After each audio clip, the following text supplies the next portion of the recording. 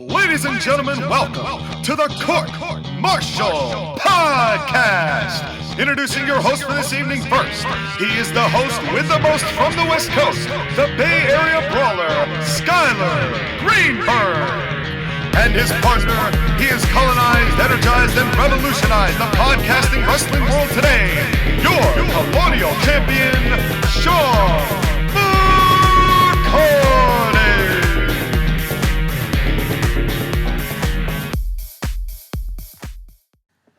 And welcome, yes, everybody. I'm so happy you're here. I knew you'd come, and welcome to the greatest Smark podcast known to man, the Court-Martail podcast. I am your Colonial champion, Broken Sean McCarty, here today, and you probably already know who we're going to talk about, but you don't know the context of why. And with me, as always, the man of the hour, the man with the power, too sweet to be sour. He's the guy who I'm sure believes he is the Jeff Hardy to my Matt Hardy, and so long as he continues doing those death-defying stunts and stays out of victory road, he'll be A-okay. Skyler Greenberg, welcome to the show, buddy. Brother Sean, I knew you'd come. I knew you'd come. I was here. I knew you'd come. Well, no. You are Brother Sean. We're both gonna try being Matt Hardy in this, aren't we? Well. Now that no one wants to be Jeff. Well, we've buried the lead here, and a big part of it is let's get into it once we get into Matt later. But before we get into any of that, we've got a very exciting show up for you today. But before we get started with your typical segment, I gotta throw in a quick announcement segment. Roll it. Announcements. Nani?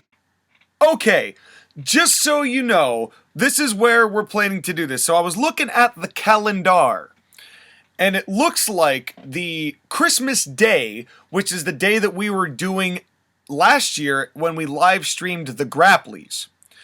Christmas Day is on a Saturday. And personally, because we're going to have a show probably on the 24th, on that Friday, which very well could be our ACBW NWL show if we don't do it next week. I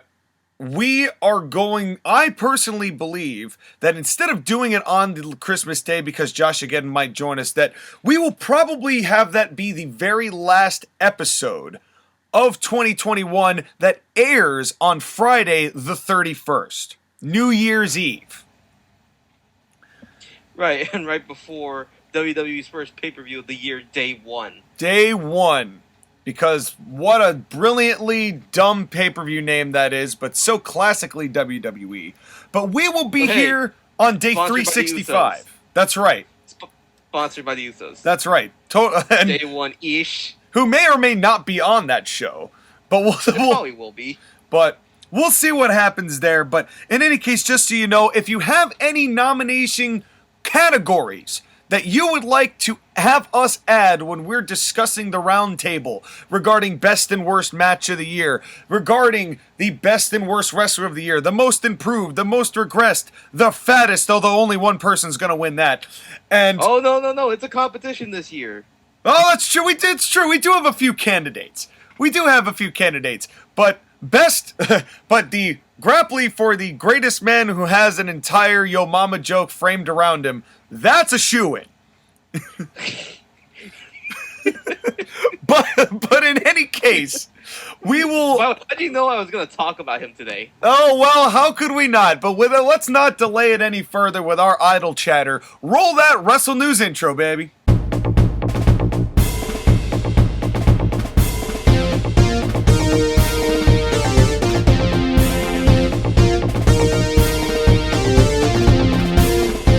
Coming straight to you from the Golden Gate Garage, this is the Wrestle News with Skyler Green.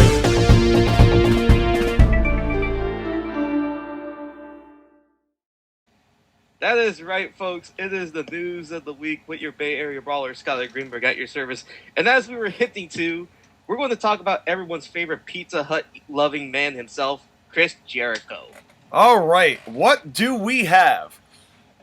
So Chris Jericho, or La Champion, had an interview with Newsweek about his current status with AEW. Okay, Let me go ahead and read this paragraph by paragraph. let's do it. When I first came here to AEW, it wasn't safe. We didn't know what to expect, and I was the biggest name on the roster. I feel like the company very much was on my back to start. I knew right away that my mission was to make stars, or at least get people to get to know some of these guys right out of the gate. I mean, I'm not necessarily going to disagree with that. But, of course, this is Jericho patting himself on the back for doing something that he didn't really actually do now that we look at it in hindsight.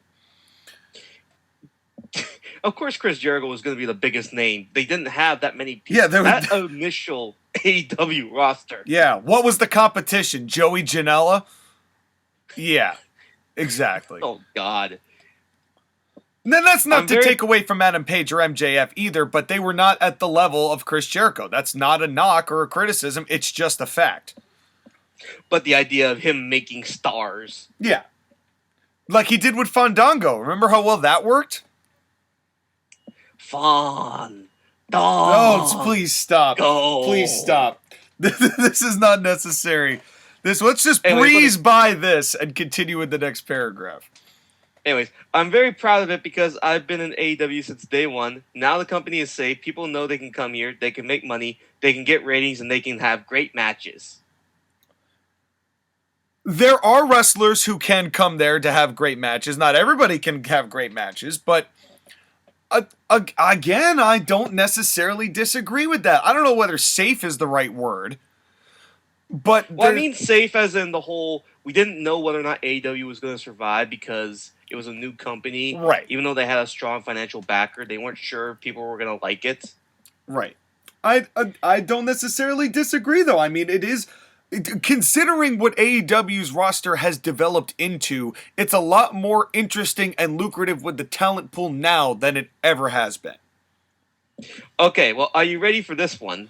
Yeah, I knew this was going to go off the rails. So I don't like the fact that 2 for 2, I've actually not disagreed with Jericho yet. That means there's a real zinger coming.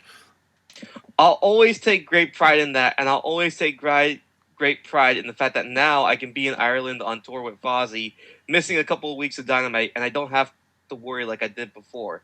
Because now our roster has so many stars on it that they can take a couple of weeks with no Chris Jericho, and some people might not even know this. Can he make it a couple months? I mean, how many towns does Ireland have? Why don't you hit all of them? My issue with the fact is the whole, now that AEW has stars, I can go ahead and disappear and people won't notice. Yeah, people won't notice because your segments have been the worst part of the show. Yeah, people will notice because the quality of the program will drastically improve as a whole because Chris Jericho's enormous void will be in it. And it's, truthfully, everything that Chris Jericho has touched, starting with Orange Cassidy and moving through the MJF feud, everything that Chris Jericho has touched has turned to shit. Who was the last person that Chris Jericho feuded with that actually kind of got over? Even his WWE stuff, in the end. Who got over? Saying getting over? Well, I would say that Cody was about as over as he was going to be when he faced Jericho. But Jericho himself has been notorious for thinking that he's gotten people over when he really has not been any good at it. Right, like he was just the title holder until Moxley came over. But Moxley was already a star from his WWE days. Yep. Is Orange Cassidy really changed that much? The people got behind him more, I think, because of the Jericho feud. I don't like it. I don't like it, but fairly, he got more cheered. Done anything with it? No, he exactly. hasn't. MJF, you can't. At this point, you can't ruin MJF.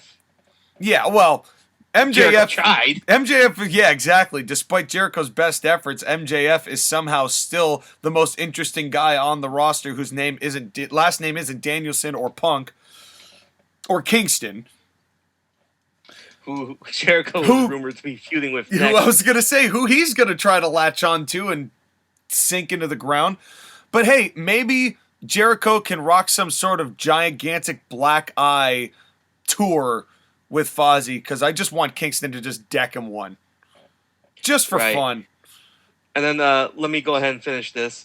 There's really no reason for to stop for me because it's fun for me to work with this whole new generation of stars that are growing into their own and helping them.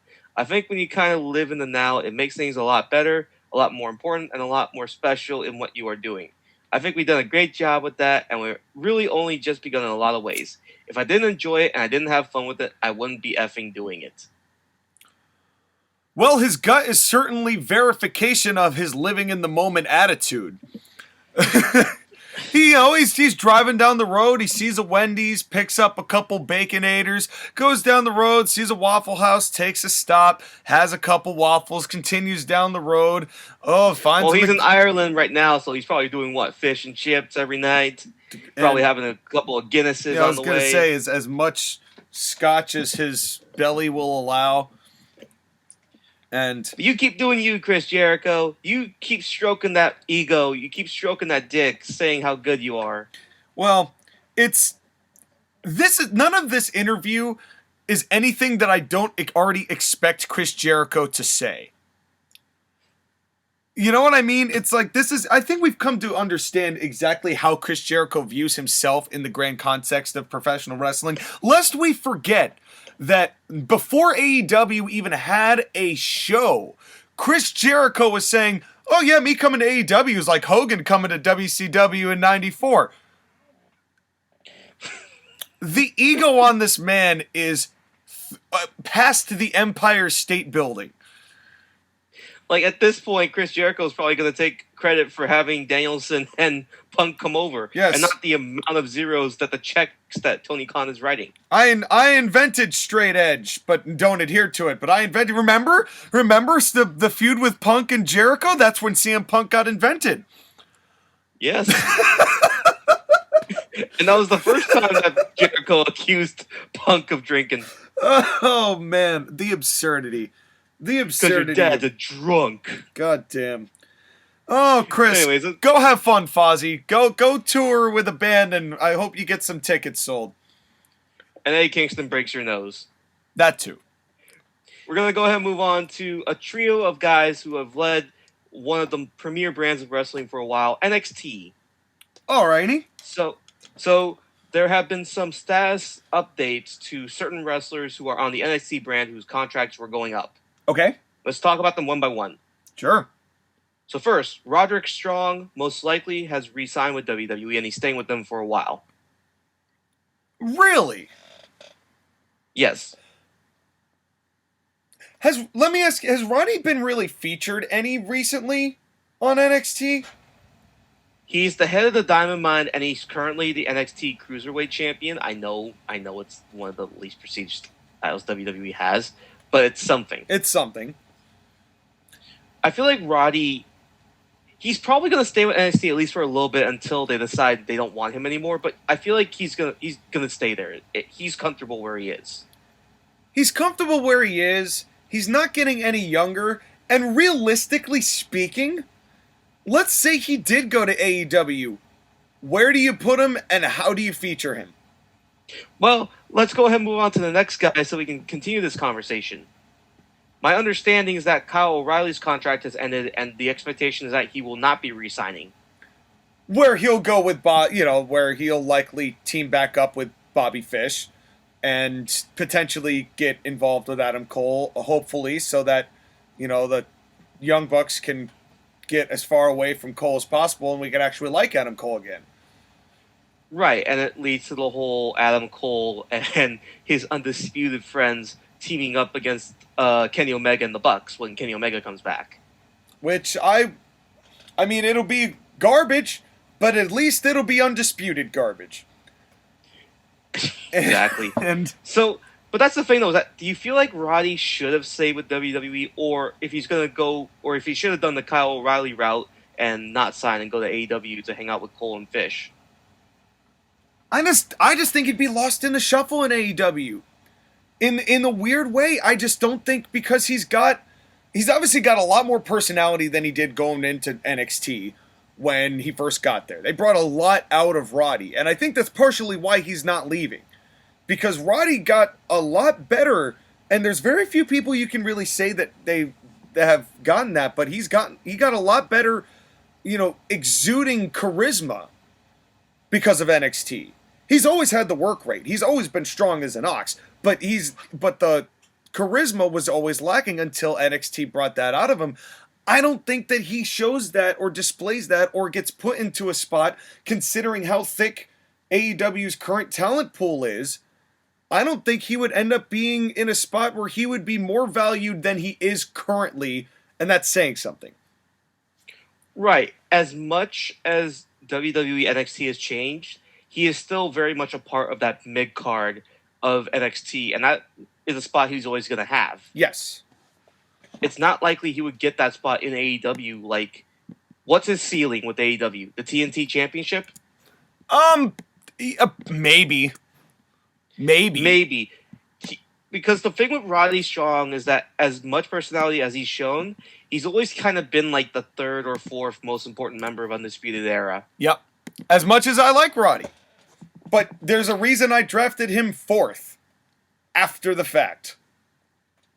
Right. Like, we can say whether or not he's more important than Fish because Fish, unfortunately, has had injuries, but you can definitely not say that he's more important than O'Reilly or Cole. Yeah. Yeah, and considering that Fish and O'Reilly were really a package unit, you know, it's hard to say, you know, if you're going by entities, he was third on that list of entities. It would be Cole, then Redragon, then Roddy. And then even as singles guys, O'Reilly has seemed more important than Roddy has. Yeah. So, on the NXT 7th episode, December 7th, is the fallout from NXT War Games, which I didn't watch. Did you watch it? No. No, I didn't think so. No. So, there's a segment with Johnny Gargano who promises to tell us everything. And the thing about it is that we know O'Reilly is leaving because he's not getting a segment. He's getting a match, and it seems like he's going to be putting over the person he's wrestling against. Right. Johnny Gargano actually is going to be talking, and I don't think WWE would give him a promo if he was going to say goodbye. So it's most likely that he'll be staying. That seems likely.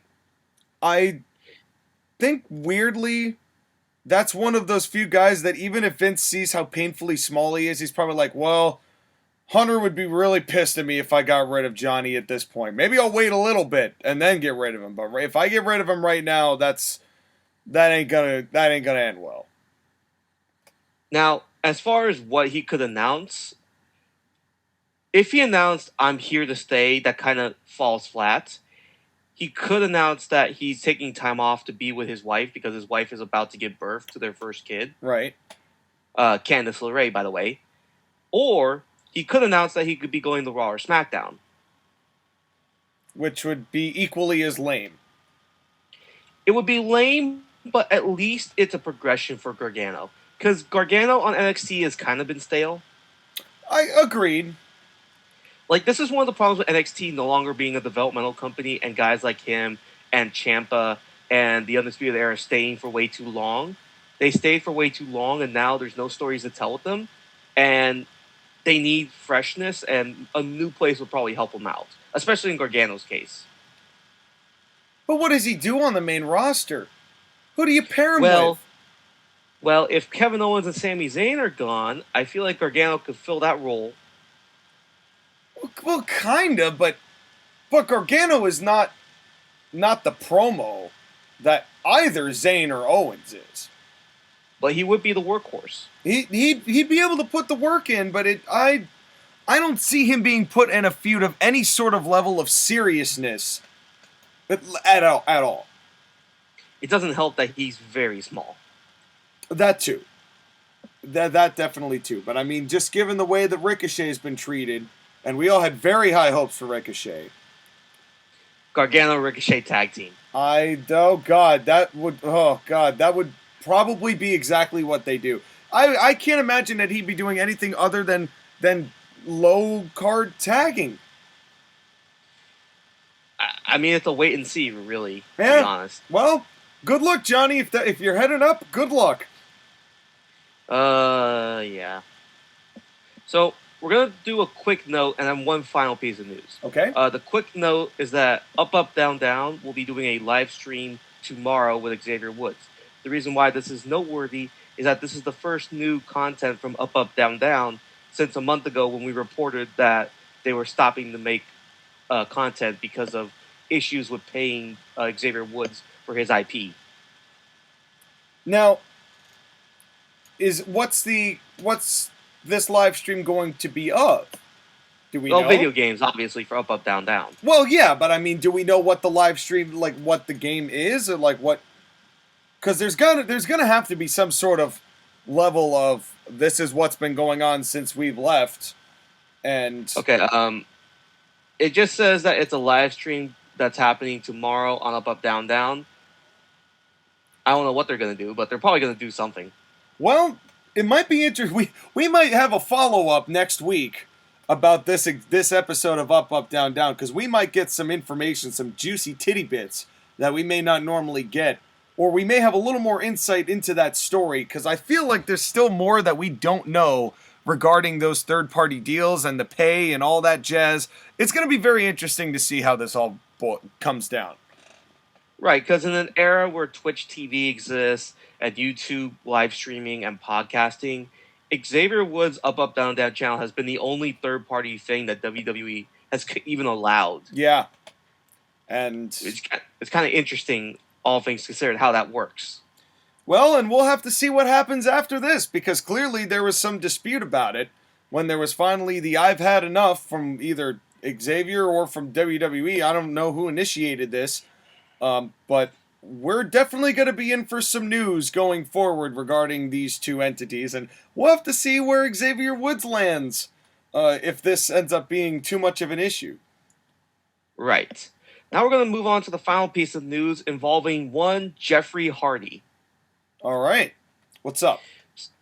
So, this past weekend, on December 4th, they were in Texas for a house show. They were actually in Edinburgh, Texas, doing a house show circuit for SmackDown. Okay. So that show, Jeff Hardy worked a six-man tag with Drew McIntyre and Xavier Woods against the Bloodline, right? Sure. Now, reports say that he spent most of the match in the ring playing the face in peril and getting worked over by Roman Reigns and the Usos. Apparently, Jeff Hardy became more sluggish, that's the description, as the match wore on, and after making the hot tag to Drew McIntyre, he went through the crowd with security to make an exit, and was not out there when McIntyre and Xavier Woods were doing their celebration post-match. Huh. And then, the following day, at the Corpus Christi, Texas house show, Jeff Hardy was replaced by Rey Mysterio for that six-man tag because, as you know, house shows, they pretty much run the same matches over in different shows in different places. Yep. The word making the rounds was that Hardy had been sent home from the road and that he was replaced by Rey Mysterio. On what grounds? Now, let me go ahead and go to what Matt Hardy said.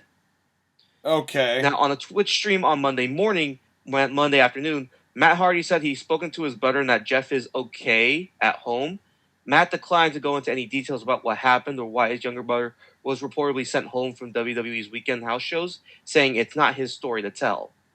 Now, there are fans who are speculating that Jeff, he had his left arm bandaged up and that he was favoring it when he was wrestling. We don't know if this is an injury or if there's something else at play.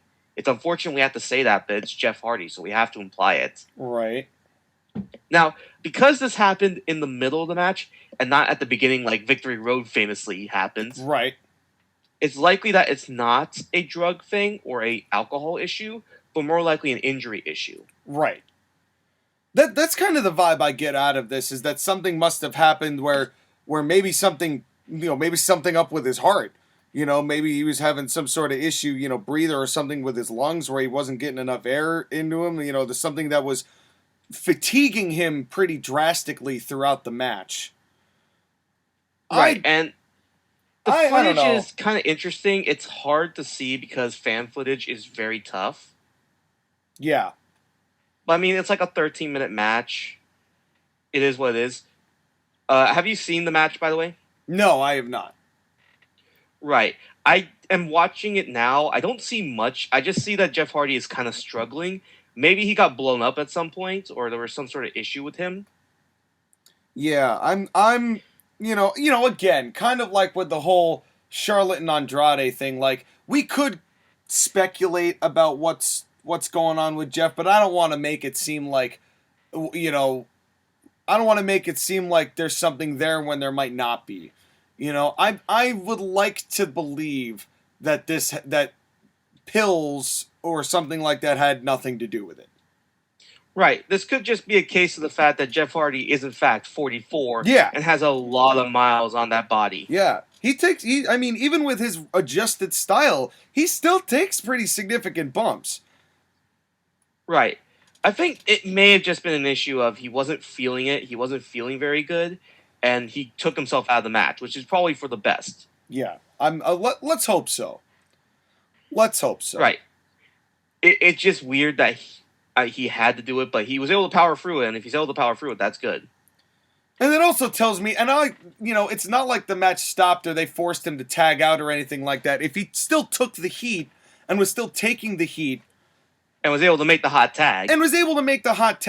That to me doesn't sound like somebody saw that he was on drugs and then forced him to go tag or, I think that if it really was something to do with pills or shit like that, whoever he was facing would know almost immediately once it started kicking in.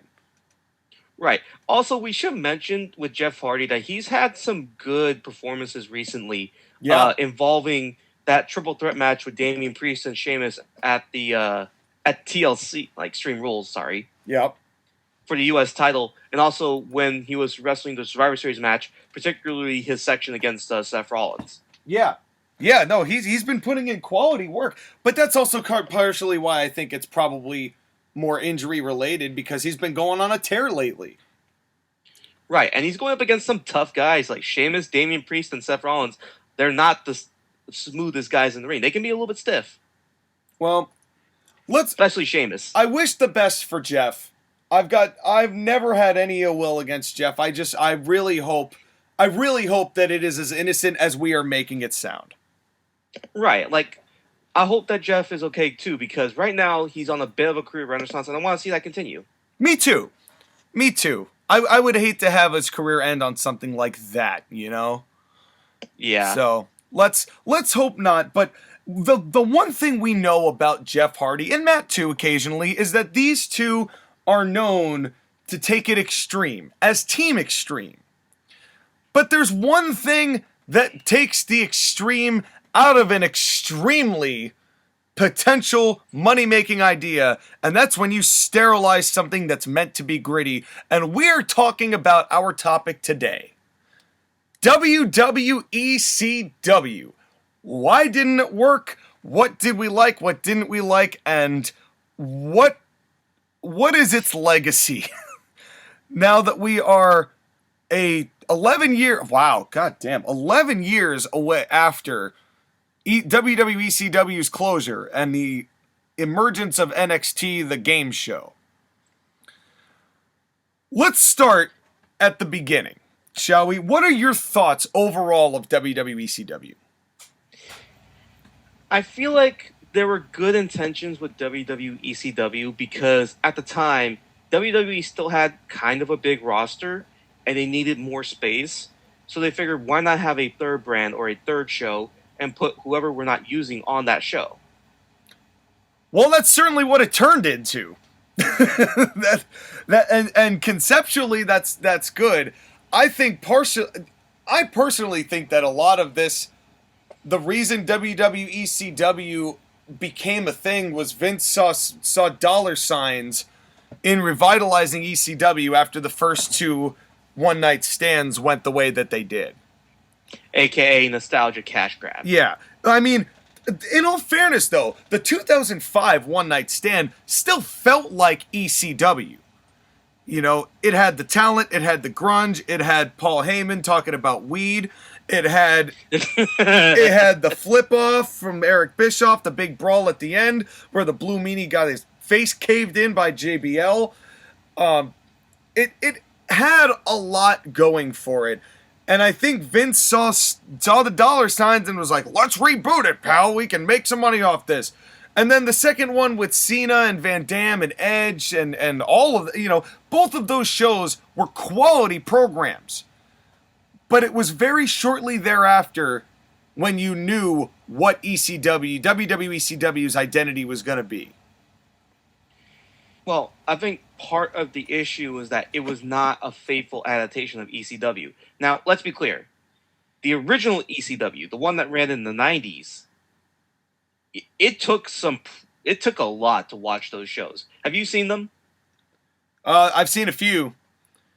Some of them can be a bit of some of them can be a little bit of a slog.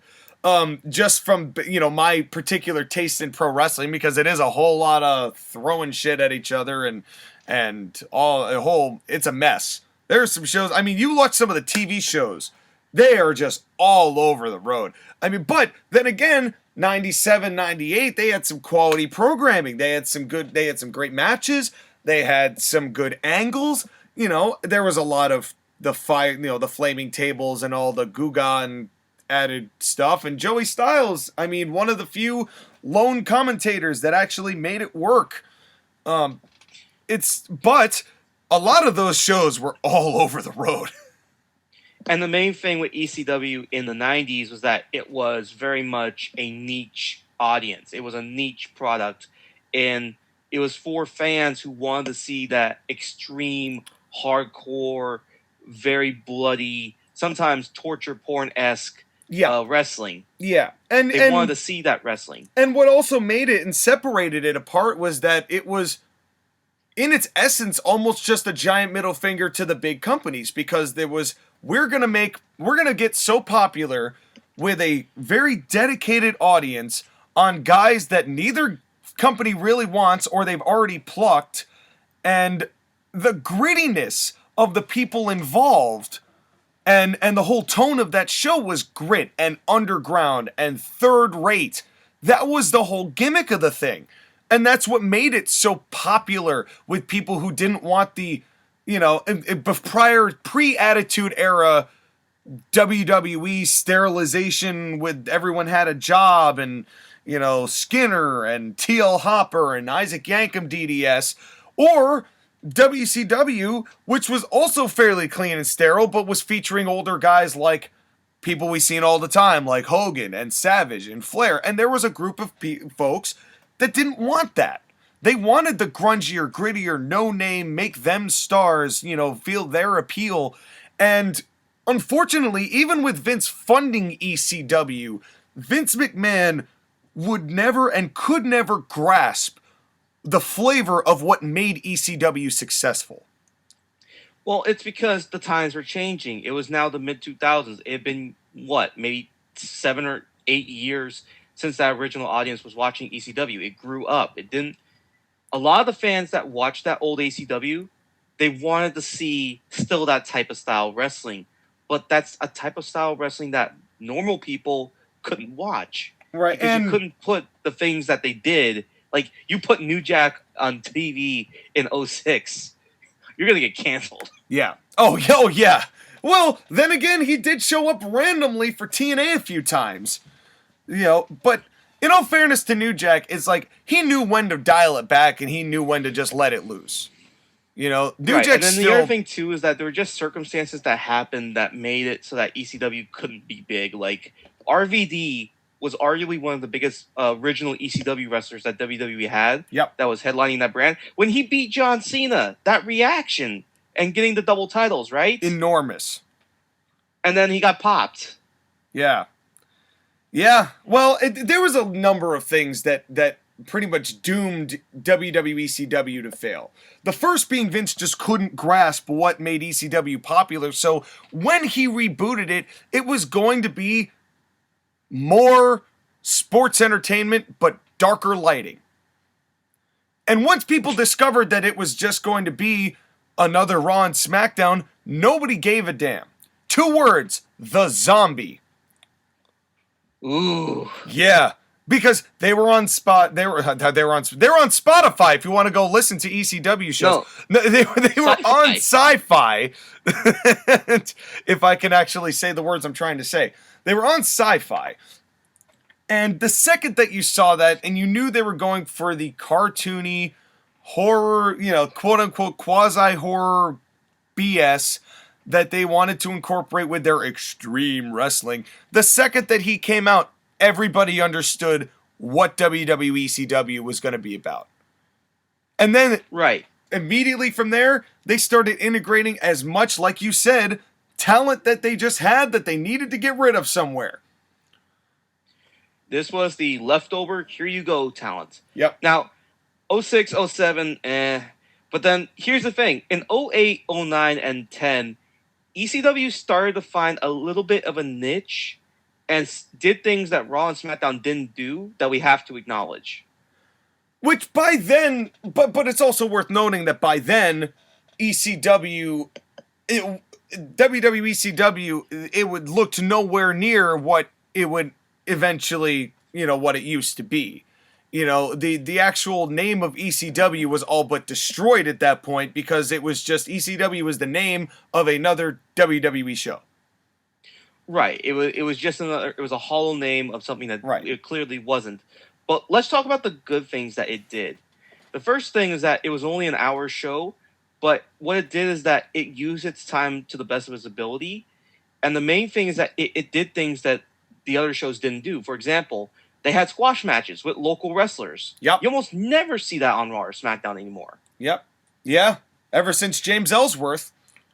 Right. It had wrestlers who were younger who were coming up from SCW, and that was kind of like their on-the-road developmental wrestling company. Yep. And it was where the younger wrestlers could learn to wrestle with veterans. Like, think about this for a second. You had guys like Christian or Tommy Dreamer or Goldust or Matt Hardy who were helping to out the younger wrestlers, like a Sheamus or a Vladimir Kozlov. William Regal had good stuff on ECW at the time. Yoshitatsu, Shelton Benjamin, Ezekiel Jackson, God. Well, he wasn't bad. He was just green. Right. He was just green.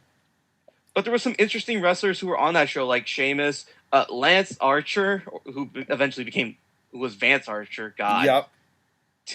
Talk about a name change. Yep. There's Zack Ryder, names. famously. There were names. Zack Ryder was actually... I liked early Zack Ryder in ECW. In fact, 2009 ECW I found to be actually quite watchable. It's the only reason Christian got as over as he did on his return. Right, because they were doing things that were... Here's the thing with the ECW, is that in 09 and 10, they basically became what NXT was going to become in 5 years. Right. Which was what... that's how it turned out, with the new talent initiative, blah, blah, blah. And then they turned it, that it was an early iteration of what they wanted to do with the developmental, pretty much. But but you look at what it was meant to be and what the original name of it was, and it was a complete opposite of what ECW truly represented. Right, and then it became a game show. And then it turned into... turn into NXT. But I want to go back real quick to 2006 to why this just was immediately a colossal failure.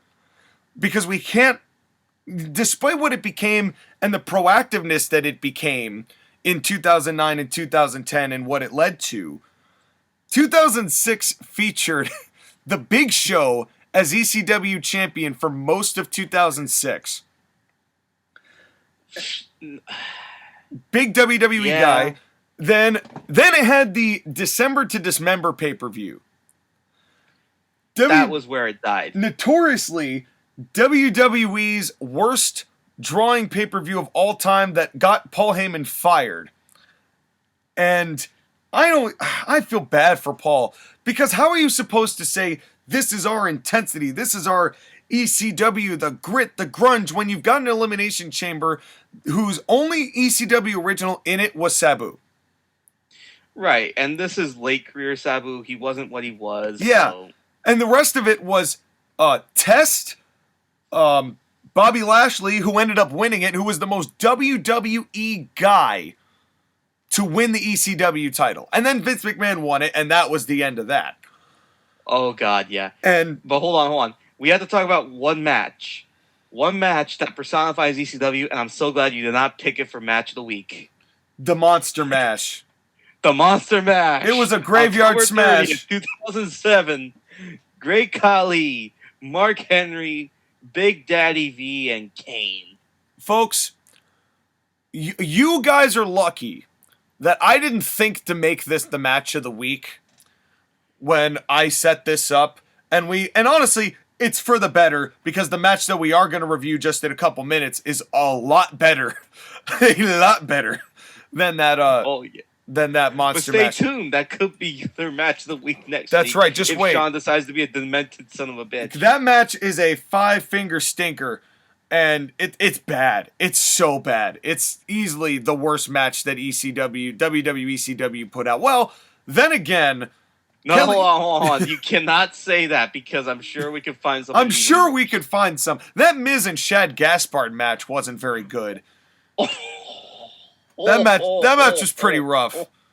I forgot that the Miz and John Morrison were basically they were on ECW, and they're nothing about ECW to scream by them. Well, but that's a great transition into talking about the benefits that some wrestlers really did get out of ECW. First of all, we talked about him before, CM Punk. The talent to get over because of ECW. The only talent to get over because of ECW is CM Punk. One of the talents, but probably the biggest one. The one that was the most organic, not known prior to, or hadn't been in the company for very long up to that point.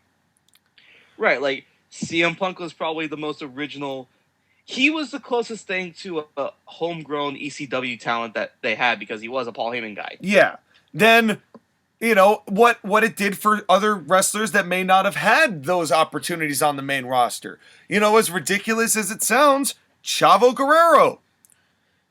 Chavo was ECW champion. I forgot. As ridiculous as that sounds, but he was more interesting, and people cared more about Chavo then than probably any other time, other than Los Guerreros, obviously, in his WWE career.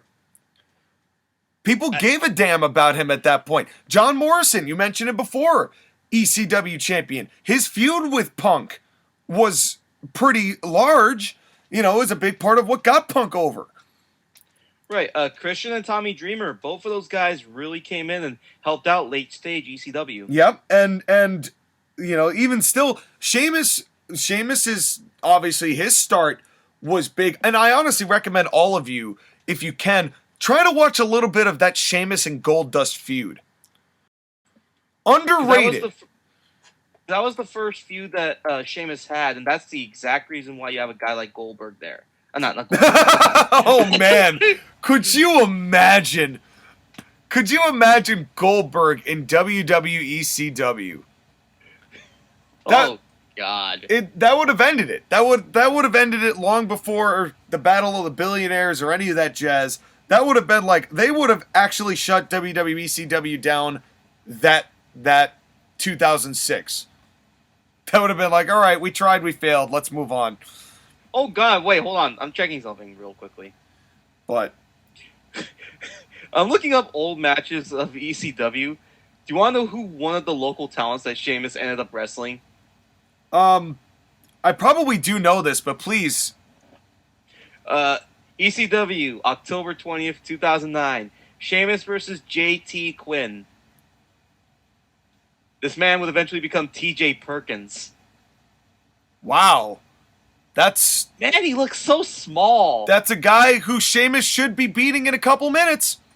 I won't lie. Sheamus looks so white. Yeah. Oh wow, that's a surprise.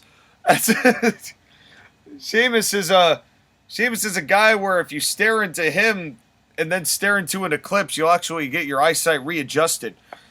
Actually, hold on. I think I found the Sheamus and Goldust match. We should watch it next week. I'd be down if we have the quality of it. We honestly should. If we haven't already, I almost feel like I've already put it as a match of the week because I'm such a fan of that feud. We'll have to check it. We might pop that in, but in any case, in the meantime, we have another match to pop in. That's right. In any case, kind of just to round this whole idea, WWECW was never going to be successful as ECW. The idea of WWECW as a third brand to showcase talent that may eventually, what leads to NXT, which ironically turned into that dark, grungy color that ECW was.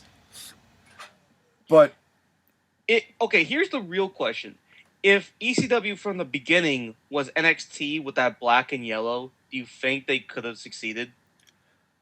I think it would have gotten more over than overhyping the expectations of an Extreme program only for it to be incredibly sterile. Nobody wanted extremely clean wrestling. People wanted Extreme Championship Wrestling, and what they got was, the expectations there versus the reality there immediately detracted a lot of people. If you had come out of the gate and said, this is a third brand, this is NXT, this is where people who don't get the opportunity, typically on Raw and SmackDown, can go to shine, I think people would have been a lot more receptive to it and probably would have stuck around with it for longer. And we wouldn't have had to go through that whole game show phase. Oh yeah, because the game show almost ruined NXT. Yeah, the only redeeming thing that came out of that was the Nexus and then John Cena. Well, the Nexus destroyed John Cena. Well, for a while. No, completely. Well, you say completely, but then John Cena came from behind. Never count out Big Match John, Maggle. He destroyed it very slowly, one pay-per-view match at a time. Yep, what a time. But speaking of pay-per-view matches that this should have been but wasn't, it is time for our favorite review of all time, not because of this match, but just because we do it every week. Roll it! What time is it? It's the fight, it's the brawl, it's the match of the week. It's tonight, watch along with the son of a beat. It's one fall, the down for the 1, 2, and 3. So don't stall, hang on to the edge of your seat. We got a punch and a flip and a powerbomb too. All the moves and the stars are all under review. See the baby face cheered and the heels get heat. This is wrestling at its peak. It's the match of the week.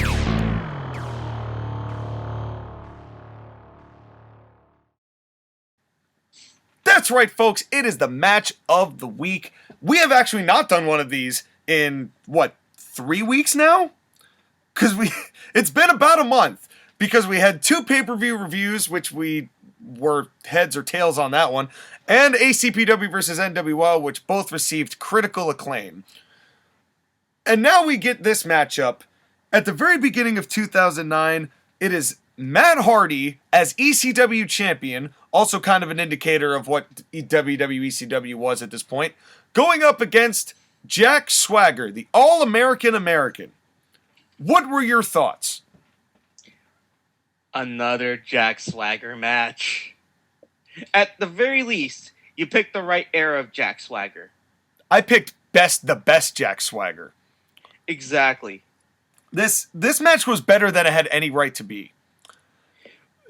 A lot of it you have to credit to Matt Hardy because he was clearly leading Jack Swagger. Jack Swagger was green as hell during this time.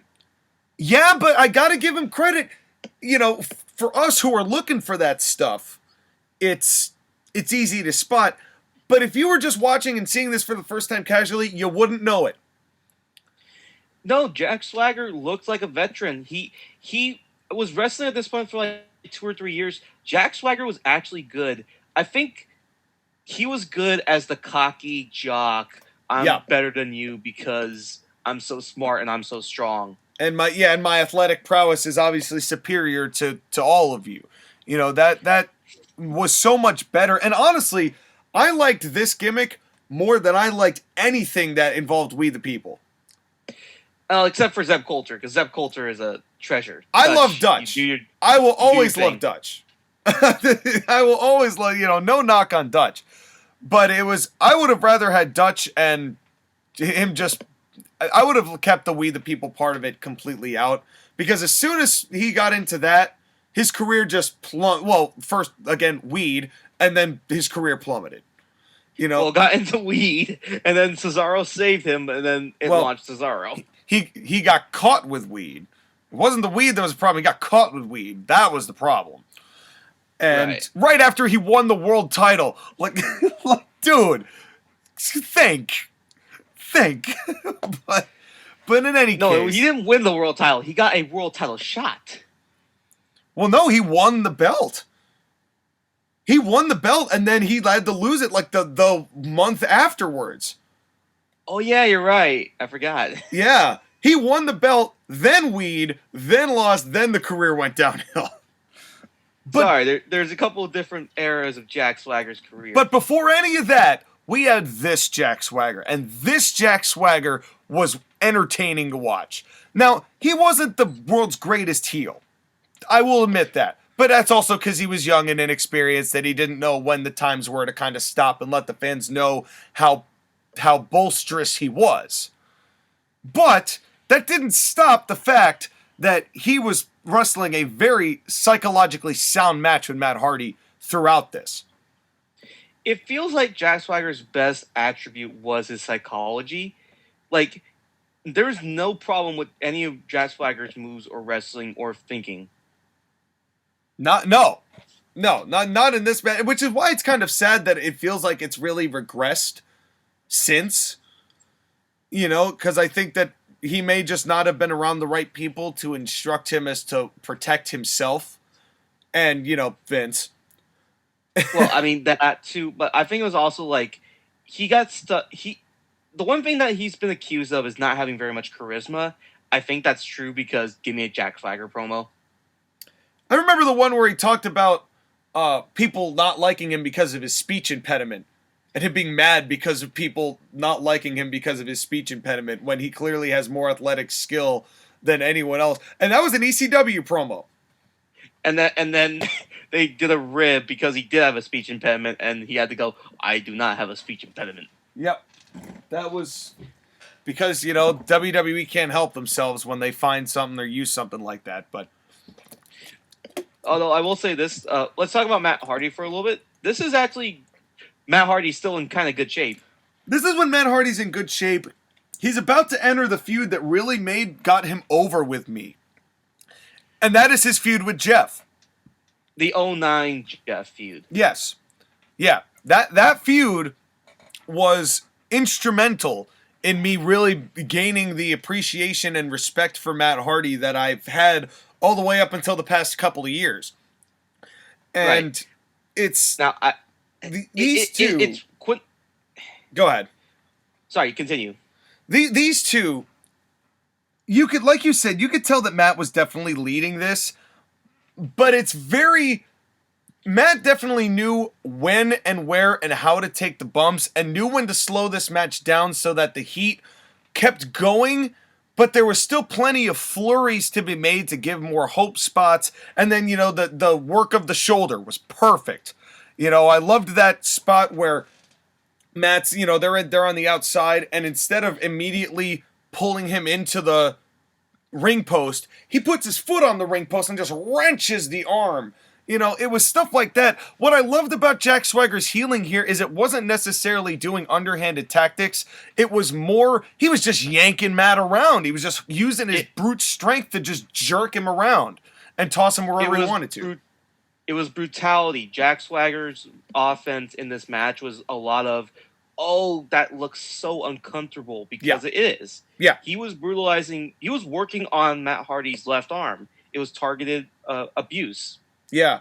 And I remember coming back, I think from the second break, the first image you get is him just literally yanking Matt up by the arm. And I'm like, oh, geez.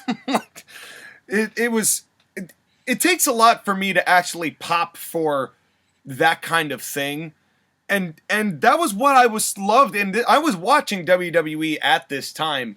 I had really high hopes for Jack Swagger at this moment, because you could tell the potential was there. And Matt's a great guy to showcase that too. Right, and this was also part of the whole ECW 09-10, working with younger guys and hopefully showcasing them so that they could go on the Raw or SmackDown and do great things. Yeah. And really, Swagger had a hell of a year this, in 2009 with that ECW belt. You could argue that ECW championship really made Swagger. His match with Cena at the draft that year was quite good. It may have been his best title reign in WWE. Yeah. Yeah, I would say so. Because there's nothing that matched that level of athletic prowess, as well as, even though his promos weren't ideal, there was still buzz around Jack Swagger at this time. There was still character with Jack Swagger. He was still interesting to look at and talk to. Yeah. And yet, the gut wrench bomb was a great finish. I loved what they did with the turnbuckle. I loved that. That was so clever. Well, first things first, Matt Hardy makes his comeback after Jack Swagger gets all this heat. And then they end up on the turnbuckle. And it's a really interesting thing because what happens is that Matt Hardy is on the turnbuckle. Jack Swagger tries to attack him. And Matt Hardy's going to sunsplit powerbomb him. And Jack is hanging on to the top turnbuckle. And then he ended up ripping it off. So then what happens? I knew that was eventually going to lead to the finish. Right, you knew it was going to be eventually leading to the finish. And also, we have to talk about commentary for a second. Matt Striker and Todd Grisham. Maybe the best commentary team at WWE, especially in the late to mid-2000s. That was probably their best commentary team. For calling it a straight wrestling match. For calling a straight wrestling match, yes. I almost feel like it's two play-by-play guys, but Matt Striker does a good job of color, even though it's very much more... He does take it very much more of a historical base, although he started getting into Cloris Leachman as a fan of Matt Hardy, and... That was a little bit... I got very confused. I'm like, where are you? What are you talking about, Matt? And then Todd, seconds later, is like, well, what does Matt Hardy have going for him? And I was like, well, Cloris Leachman, apparently, because it was just weird.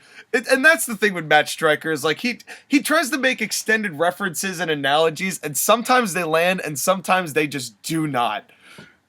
It's the Mauro Ranallo hit the social media, hit the what do you call it?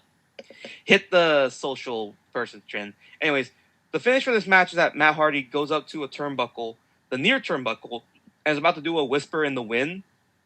And because he has his back turned, Jack Swagger grabs him for the electric chair and then drops him face first into that turnbuckle. This stuns Matt Hardy long enough for Jack Swagger to do a gut wrench. Which I loved. I thought that was a great finish. And it's one of those heel finishes where it's not necessarily that Jack Swagger is cheating, but he's taking advantage of a situation. Yep.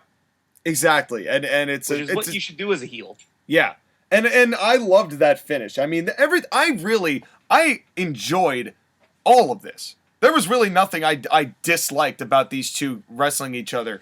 And what's key to note about this whole thing with the turnbuckle pad coming off is that about a minute and a half earlier, Jack Swagger had hit Matt Hardy with a superplex.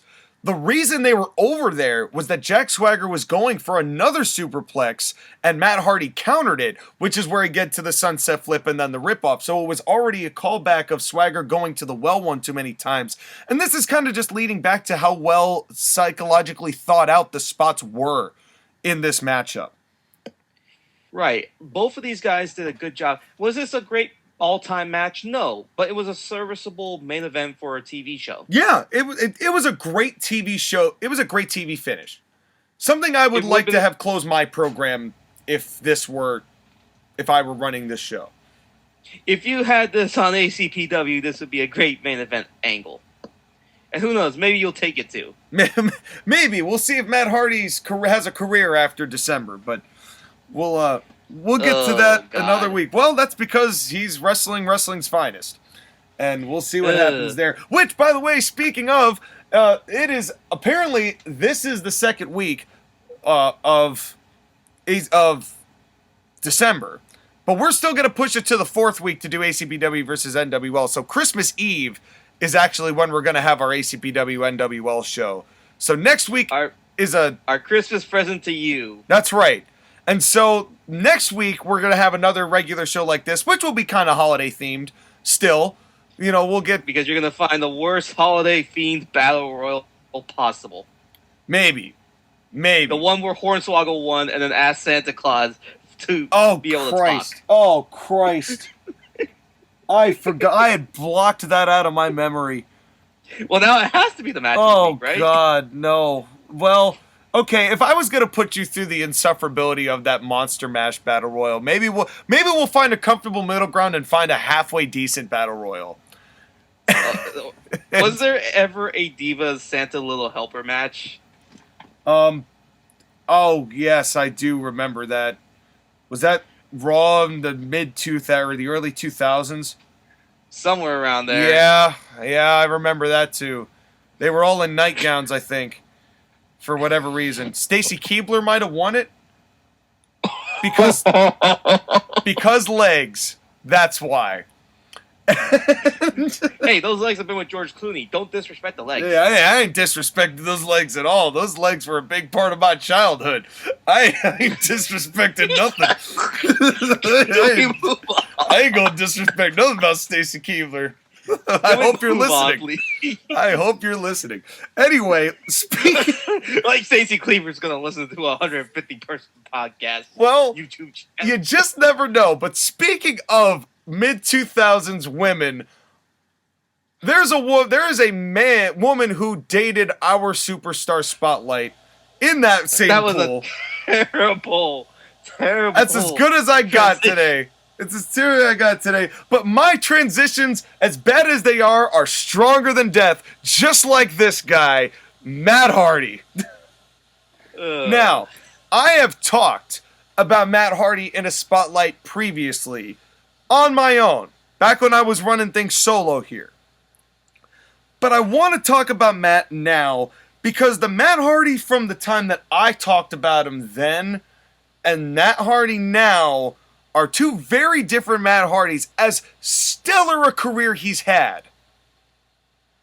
It's a lot different now than it used to be. Now, when was that video that you did of the first Matt Hardy? That was one of the early ones. That might have been one of the episodes, like maybe 4 or 5. I talked about Matt pretty early on because I was, at that time, Matt Hardy was one of my top 5 favorite wrestlers of all time. You know, I don't know whether he still makes that list just because my tastes have changed a little. And given recent events and, you know, what he's done in recent programming. But that doesn't take away from his accomplishments. And I didn't really go through everything in his career either. I kind of more broad-stroked it, as I was known to do then, because you have definitely added more to the analytics, statistics, and factual information that is coming out of this program. Right. Well, where do you want to begin with Matt Hardy? Because Matt Hardy's had a long career. Well, the first time I saw Matt Hardy was as one of the 2 jesters for the Royal Rumble when he was opening the doors with with Jeff. Do we need to talk about that? That we just did. And then he had some and then he did a couple things here and there. You know, he wrestled a couple small matches, and then he shows up in plaid looking like the Young Bucks with Jeff in, I believe it was, the first few times was like 98 early, or I believe it was 97, 98. That we got the early renditions of the Hardys. 96. Yeah, well, yeah, even earlier. Yeah, maybe that's where the Young Bucks get their inspiration from. Oh, without a doubt. Between the Rockers and the Hardys, yeah, they're the kids who loved the Rockers and the Hardys so much that they wanted to be both of them at the same time with a third of the height and weight of any of them. Right, like 96 to 98, 96 and 97, they didn't really do much with WWF because they were kind of part-time, and they were kind of jobbers for teams like the Smoking Guns, the Grimm Twins, and the Headbangers. All of whom were clearly superior than Matt and Jeff Hardy. No, here's the thing, though. They had weird ring names at this time. Do you want to guess what their ring names are? Oh, please. You're never going to guess them, okay? Please. Matt Hardy was known as Angus, and Jeff was Weirdo Jinx. Man, were they eating turkey legs with the Viking experience or what? Right. It wasn't until 98 when they got full-time contracts and they trained with Dory Funk Jr. Dory's a good person to get somebody good. Right. And then working with Edge and Christian. And here's a fun one. Guess who their first manager/valet was? That would be Michael Hayes. Yes, sir. And I loved Michael Hayes with the Hardys. Because he could cut the promos that Matt and Jeff could not. Well, again, it was very early in their careers. Well, But still, I mean, you could almost argue that Michael Hayes with the Hardys probably could have benefited them promo-wise up until the mid-2010s. Right. But But then the thing is that Matt and Jeff, they ended up becoming tag team. Their first real big feud was with Edge and Christian. and it really took, and this is kind of interesting too, because their feuds really weren't as much about being psychologically sound as it was making those death-defying ladder match and steel cage matches, and I think it was the cage match that got them the renowned applause, where they both had to go out and be like, well, this was truly special, and then they shook hands afterwards. Well, there was a lot of history with them. Like, the first ever tag team ladder match was with them against Edge and Christian at No Mercy. Yep. The first ever tag team tables match at the Royal Rumble, defeating the Dudleys. Yep. Competing at WrestleMania 2000 in the first ever TLC match. Yeah, I mean, all of those accolades, they've been rehashed over and over and over again. Most people who if we mention the name Matt Hardy, will know that, if anything else. Right. I mean, these 6 wrestlers, Edge and Christian, the Dudleys, and Matt and Jeff Hardy, they just took it to a whole nother level. Yeah. And not to say that nothing that they did was not psychologically sound. I don't mean to sound it like that. It's just that a lot of what got them over were these big spot fest matches, but they were all psychologically proficient in tag team wrestling. Right. And then, of course, they picked up Lita, and Lita was their perfect third. A lot hotter than Michael Hayes. A lot higher than Michael Hayes. And then they started feuding with each other, and in 2002 they split up, and Matt Hardy goes off on his own. Version 1. I loved Matt Hardy version 1. Because I hated Matt Hardy at this time. In 2003, I hated Matt Hardy because he was a shrimp, he was weaselly, he was always much better as a heel than a babyface. I've always thought. His interruption with The Undertaker, he was just a pest. And it was perfect for what they were going for in 2002 and 2003 with Matt Hardy. And Shannon Moore as a side, probably the best Shannon Moore that didn't involve the Book of Dillygaff. Oh, God. Can we not? Yeah. I don't need any more bad TNA shit. We won't talk about Shannon Moore and Ink and all that. We'll leave that alone. But and that's sad, because I liked Ink in the beginning. They weren't a good tag team if they weren't so... They didn't know what to do with him either. That also was a big problem. But in any case... Shannon Moore feels like who Darby Allin would have ended up becoming if he didn't get Sting. Yeah. Wow, that's actually probably more accurate than we'd like to give credit. That's very true. That's very true. And but thankfully Matt Hardy was also kind of interesting because he's had some weird feuds, like that feud with Kane in 2004. Oh, yeah. Well, what's interesting, though, is a lot of people thought that Matt Hardy was not going to succeed after separating from Jeff because, as we mentioned before, most of Matt Hardy's career was being Jeff's brother. And when they split up, a lot of people thought that was going to be the end of Matt Hardy, and he did a really good job of reinventing himself and making himself remain relevant on that show. Right, and he did have a couple of different feuds. We'll skip 05 because he got released from WWE, and then eventually he came back. We need to talk about arguably the feud that really, really brought Matt Hardy to the forefront. Edge and Lita. Yep. And the first time, really, that a storyline involving personal affairs of the wrestlers made it on screen in a major way. Well, and that was partially what the problem was, is that Matt called in to that. I think was it Todd Grisham? Was it Todd hosting that show? I think it was. It was the .com show, right? Yeah. And they do the .com show, and Matt Hardy comes up and just cuts a fucking promo. I mean, he lays it into Edge and Lita, and it's very uncomfortable.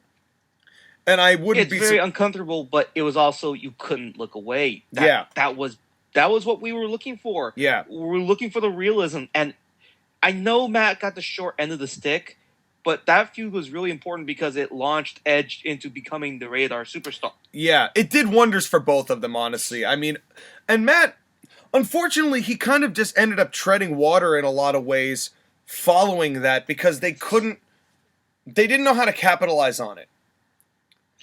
Right, and it was the end of that singles run because he reunites with Jeff in 06-07. Yep, and that was fine. It was fine. Joey Mercury's nose might have something to say about it, but it was fine. It was fine. They had good matches against guys like the world's greatest tag team. They had good matches with Lance Cade and Trevor Murdoch, even though, No, I don't dislike either Lance Cade or Trevor Murdoch. I didn't hate that. I thought that they weren't Trevor Murdoch's the NWA champion right now, sir. Show some respect. well, Trevor Murdoch in 06 was not what Trevor Murdoch is in 2021, okay? Let's be clear about that. No, I completely agree. Not even Jethro Holiday could disagree with that. And right. That was and then whatever. And then 07, another interesting feud. Well, 07 and 08, Matt Hardy versus Montel Vontavious Porter. And this is where I thought that Matt got a little shot in the arm because I thought that the Hardys reuniting, it felt a little bit more like a nostalgia run than anything else. That just, it didn't click the way that I think that they wanted it to. And I think separating them was the right move to make. Because Jeff was obviously on to bigger things, and they obviously still felt that Jeff was the more important of the two Hardys. But that doesn't mean that Matt got lost in the shuffle, because then he and MVP end up having arguably the feud of SmackDown for most of, at least the mid-card feud of 2008, with him and MVP and both teaming and feuding over winning the tag belts, feuding over the United States Championship. There was a lot of Matt and MVP that is really worth going back and watching. Matt Hardy and MVP from 07 to 08. Think about this. WWE doesn't do a very good job of doing long-term feuds. No. That feud went on for a year and a half. And aged like fine wine. It aged like fine wine. You can watch their segments back and you can laugh. You can have fun. You can be like, oh my God, they didn't do that. They did that. Yeah. And then it kind of led into a second career renaissance for Matt Hardy. He eventually became ECW champion. He feuded with Jeff in 09, which again, that feud with Jeff in 09. That to me is what got Matt Hardy truly over with me. Now, the thing was, Matt Hardy at that time was incredibly one-dimensional. Even though he had transformed with version 1, and he, which was a slight adjustment to his gimmick. It was more revealing of personality of Matt, for sure. But then he kind of went back to just being Jeff's brother. He ended up just being Matt. Even though he was still doing everything the way that he normally was, babyface Matt just wasn't incredibly interesting. Unless he had somebody there to make him interesting. That's the kind of the problem, is that Matt Hardy ultimately is not interesting on his own unless he has someone he can play off of. And it really depends on the person he plays off of, right, and whether or not they have chemistry. And that was and then this feud with Jeff, where you could have left the I killed your dog in the fire part. You could have just not done that. But oh God, no. But yeah, you could have left that part alone. But you could take credit for the pyrotechnics breaking and all that. The rest of that's fine. You could have left that kind of personal thing back. But in any case, the feud that they had, I was so happy when Matt Hardy won at WrestleMania, which we've reviewed as a match of the week. And it was pretty good between those two. I thought their I Quit match at Backlash was better. It was just one of those things with Matt Hardy and Jeff Hardy where those two had chemistry, and that match, the I Quit match, was really, really good. Yeah. And then the whole broken arm thing where he's like, I have 3 broken metatarsals, and that is Well, he actually did break his hand. I know. And then he used that as a beautiful I'm whiny as all hell gimmick, and they kept him on Raw. He was wearing tights. He looked different. He everything about him was different. And then they put him back with Jeff. Then they reverted him. And then he got released. Well, hold on. One important thing is that Matt Hardy did play a role helping Jeff Hardy get over in the Jeff Hardy and CM Punk feud. Matt played an important role in being the supporting brother to Jeff on his journey. Mm-hmm. Let's not distinguish that, okay? No, absolutely. And that's something, but that was just it, though. With Matt's career, it was a reversion back to babyface Matt. And more importantly, babyface Matt always helping out little brother Jeff. And it just... Even when he went to TNA in 2011, most of that was because Matt Hardy was there to be Jeff's brother. Yeah, and then have a weird feud with teaming up with Chris Harris against Beer Money, which was interesting. Him joining Immortal, and then him preceding Jeff 1 month later after Victory Road with Jeff. Matt Hardy decides, oh yeah, literally hold my beer, and gets too drunk and gets fired. You can't make this up. And this is, the sad thing was, Matt Hardy, the real sad thing was Matt Hardy had dreadlocks at this time. But what was also sad... The less we say about that, the better. But what was also sad is that Matt actually could have done... He had a world title match at this time against Sting. TNA obviously was going to treat him as a bigger deal than WWE ever was going to. But then this is really where the Hardy demons really started coming into play. Right, like we talk about it with Jeff, but Matt Hardy had his own demons, and there was a lot of issues. The same demons, really. Like, think about this. He first announced his retirement from wrestling in 2011, September 1st. And he had a match with MVP in Japan for one final match to benefit Make-A-Wish. And then next year he came back. And he keeps wrestling. Which is not surprising. But he joins ROH and becomes a member of Scum. But thankfully it was near this time that Matt was going to screw up enough to where he wanted to turn it around. Right. And did. And then it comes back to TNA.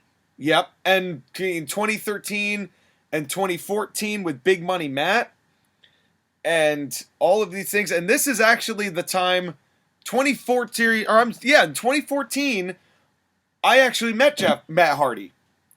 I met both of them, actually, but I met Matt first because he was wrestling, believe it or not, AJ Styles in the main event of Northeast Wrestling's WrestleFest in March of 2014. This was before he was going to become world champion. And... Well, TNA world champion, right? TNA world champion. And to my knowledge, he was never Northeast Wrestling champion, but he wrestled AJ Styles in the main event, and it was a hell of a match. And CM Punk actually had just walked out, and Matt Hardy actually referenced it and talked about how much of a hard worker AJ Styles is and was, which was kind of a cool moment. And I think you might be able to find that match on YouTube. If we can, I might pull it up as a match of the week just for the fact that A, it was quite good, and B, I was there. And, well, here's the thing. You talked to Matt Hardy, right? I did. I've heard he's always a cool guy in person. He was incredibly nice to me. Because I got to tell him, I was really excited because of how much I really enjoyed him growing up. I got to tell him that, because so many people tell Jeff how great Jeff is and Matt, and I almost, I didn't mention that, the stigma of Matt being Jeff's brother, but I always really loved Matt. I always thought he was I joked and it was like, you were always the superior Hardy to me, and and stuff like that. And he was so humble. He was so very nice. He was very gracious. A really genuinely nice dude. And I met him twice. There was a second time, and Jeff was actually there, and I got to talk to both of them, and that was, and they were both incredibly nice guys. So do we blame you for him getting broken? No, blame the Young Bucks, who they wrestled that night. Blame it on the Bucks. We have to talk about the broken gimmick. We do, because here's the thing. I personally, at this time, and with the context of where my brain was as far as what I liked in wrestling before I started listening to Cornette and realized what wrestling really was, I liked Broken Matt Hardy. It's a gimmick that worked for its time, but has aged very poorly. It's aged poorly and also wore out its welcome because he started doing it 4 to 5 years afterwards. We saw 5 years of nothing but broken/woken Matt. It just wore out its welcome. That's really what it was. It is a gimmick that had a shelf life that he kept pulling out of the shelf.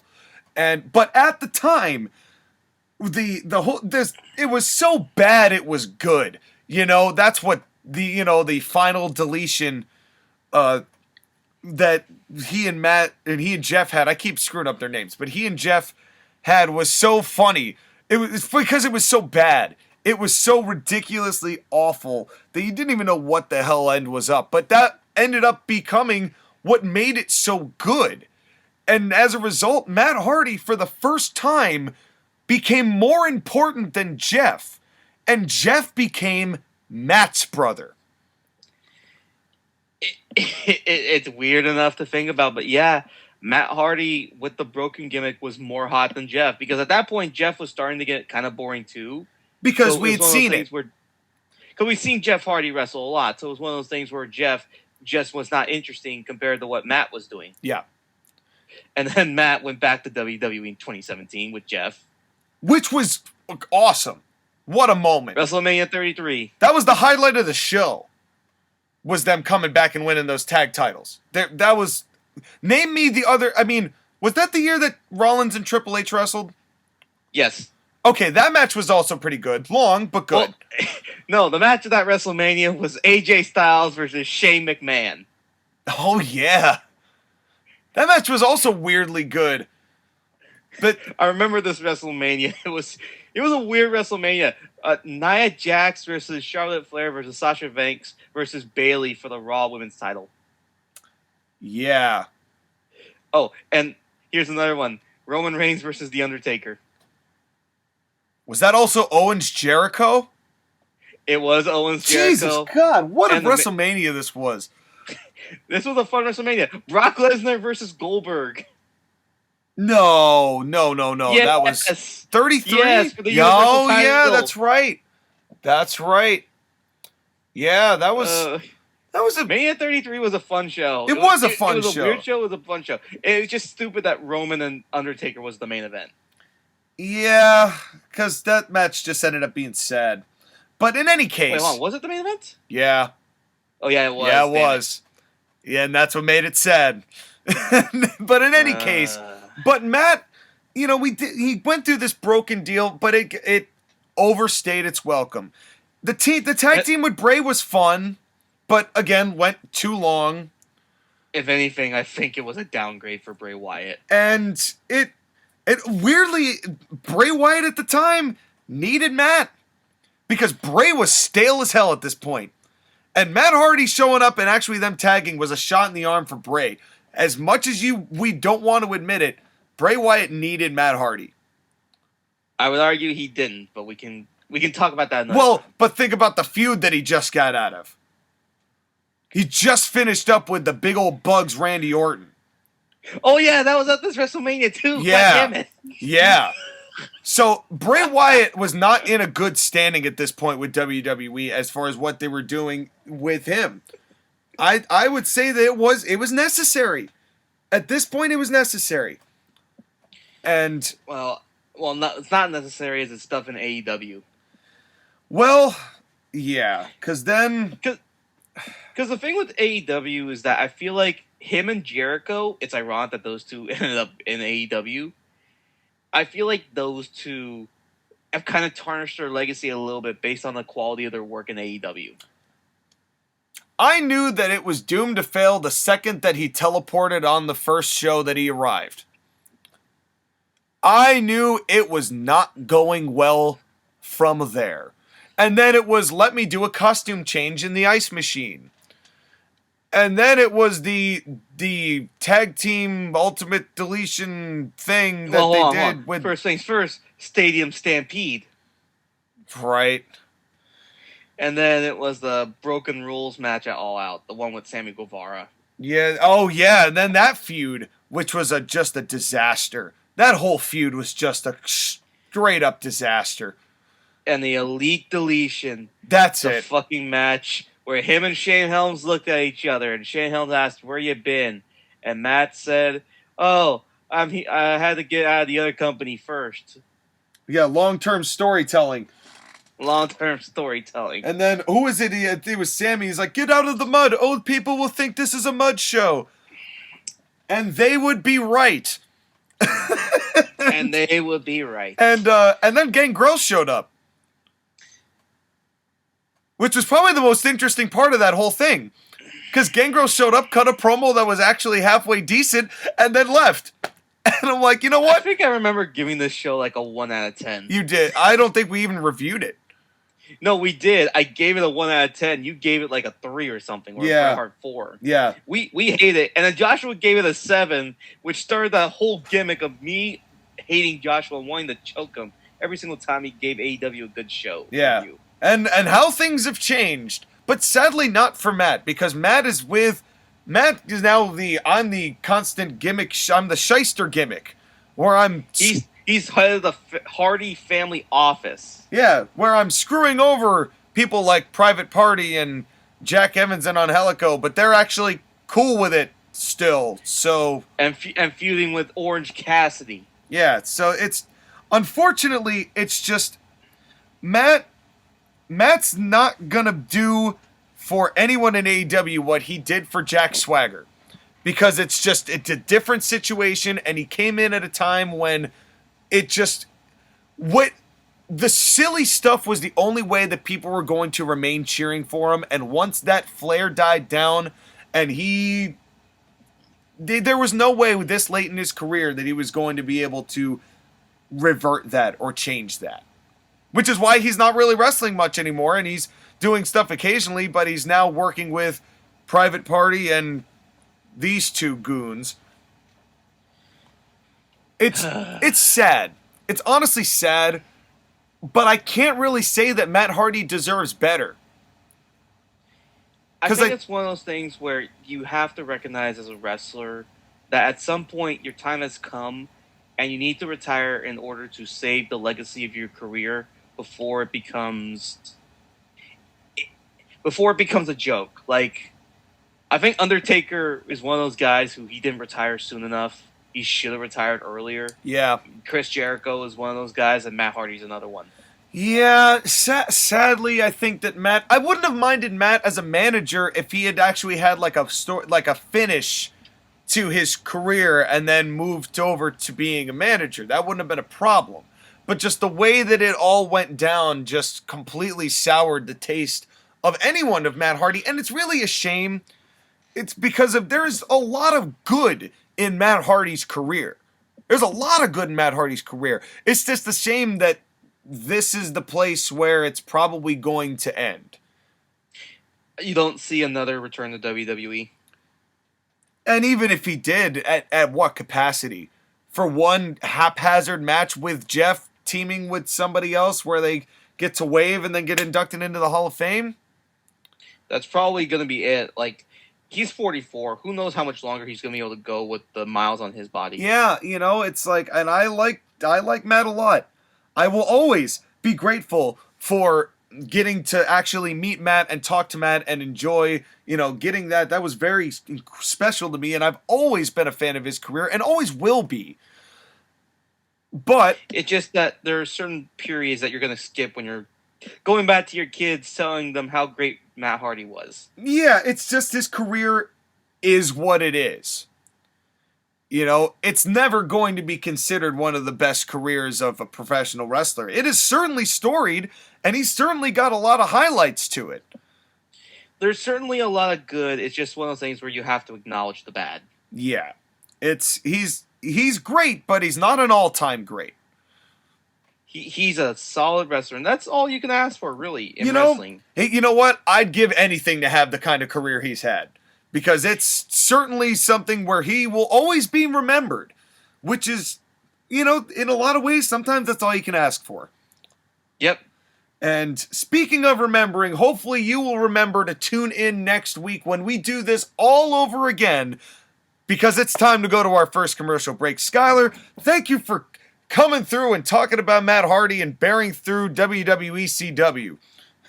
If only we could have delete WWECW. Well, hopefully these people who are watching this program and have watched this program have not deleted us from their browser prior to this moment, and hopefully you've stuck through to the end. But the only way you're going to be able to stay as in tune as possible, with your finger on the pulse of what's going on in the professional wrestling world and in the Court-Martail podcast world, is to like, is to share, is to subscribe, is to hit that bell button with a twist of fate and a haphazard side effect, and switch that bell button to all so you get every notification coming your way. But until then, we will see you next week, folks. Thank you very much for watching. We will be right back right after this.